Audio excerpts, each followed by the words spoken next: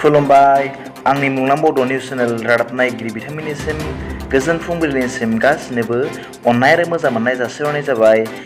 आसा खालामो नोंथांमोनहा गासैबो मोजाङै दं। नोंथांमोननि थाखाय आं गोदान भिडिअ लाना फैलायबाय। अन्नानै भिडिअखौ स्किप खालामाजासे जोबजासिम नायलांदो।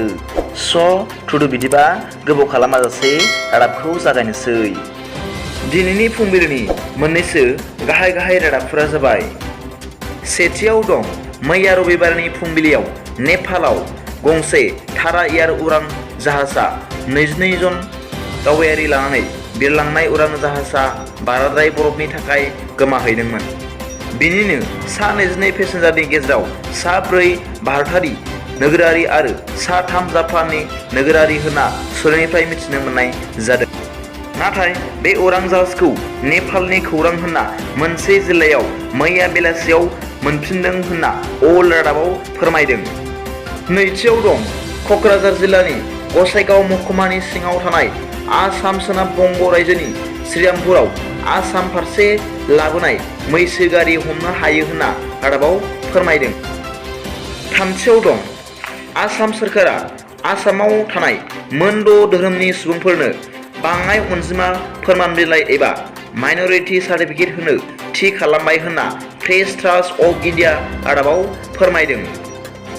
मख'जाथावदि बे थांखिखौ आसाम केबिनेटआव आसामनि गिबि मन्त्रि डक्टर हिमन्त बिश्व शर्मा बिथांनि आफादगिरिनि मासि सामलायनायनि गेजेरजों बे थांखिखौ लानाय जादों होनना रादाबाव फोरमायदों। मख'जाथावदि बे 6था धोरोमनि सुबुंफोरा जाबाय मुस्लिमफोर, ख्रिस्टियानफोर, सिखफोर, बुद्धिस्टफोर, जैनफोर आरो पारसिफोर। ब्रैथियाव दं दासान्दि नर्थ करियायाव कभिड-19 नि अमिक्रन भेरिएन्टनि बेरामा गोबाङैनो गाग्लोबगासिनो दं होनना वर्ल्ड निउज रादाबाव फोरमायदों।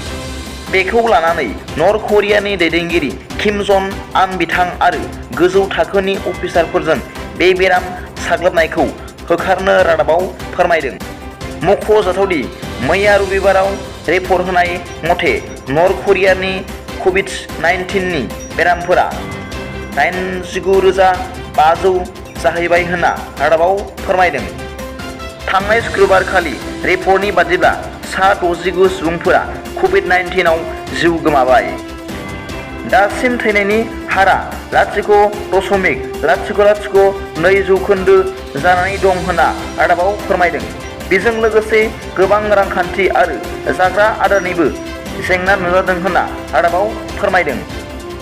बाथियाव दं भारतनि गाहाय मन्त्रि नरेन्द्र मदि बिथाङा कर'ना भाइरास एबा कभिड-19 बेरामाव बिमा एबा बिफा थैजानाय मावरिया गथ'फोरनो 30 मे 2022 एबा दिनैहाय स्किम एबा बिथांखि फोसावगोन होनना इन्डिया निउज रादाबाव फोरमायदों।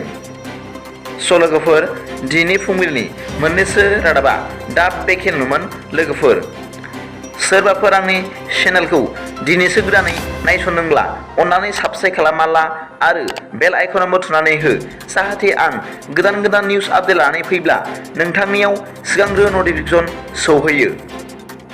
गाबोननि फुंबिलिनि रादाबाव नोंथांमोनखौ गोसो गोथारै बरायहरनाय जाबाय। गोजोन्थों। एसेनोसै।